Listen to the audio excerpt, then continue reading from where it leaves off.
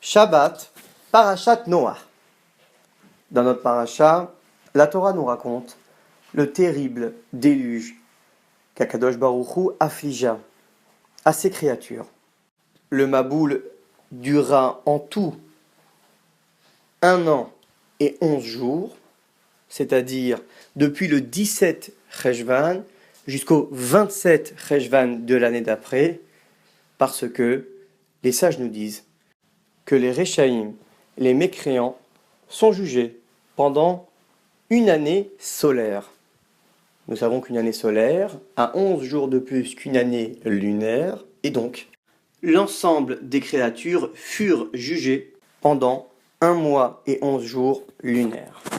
Lorsque la Torah nous décrit le Maboul, ce déluge, elle nous dit que cette eau provenait du ciel et de la terre. Dans les termes de la Torah, Niftechu mayenot tehom rabba, les sources des abîmes s'ouvrirent, Va'arubot hashamaim niftachu, et les lucarnes du ciel s'ouvrirent.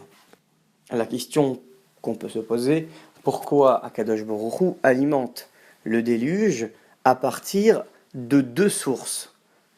Une aurait pu largement suffire. La réponse.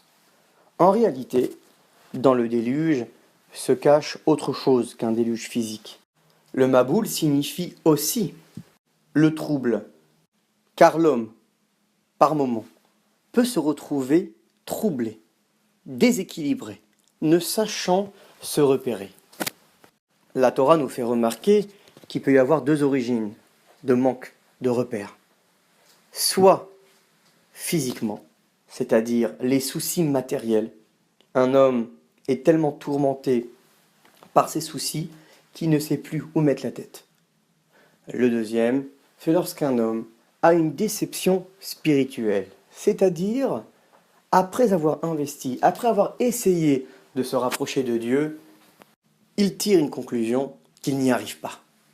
Dans une situation d'incertitude, il se trouve dans un maboul, dans un déluge moral.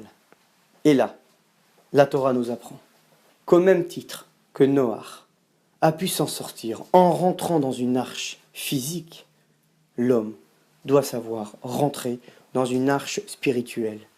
Le mot Teva peut vouloir dire 2 choses. Une arche, soit des mots de Torah et des mots de prière. Car il faut savoir que même par moments de déluge moral, nous devons savoir nous enfermer dans un livre, c'est-à-dire se barricader, mettre de côté tout ce qui peut gêner notre accès à la tefila, à la prière et à l'étude. Voici le message que la paracha nous transmet. Que même dans un déluge, l'homme doit savoir se barricader, rentrer dans des mots, et ces mots lui apporteront le bonheur, la protection divine et l'évolution dans son quotidien. Shabbat Shalom Uvarach.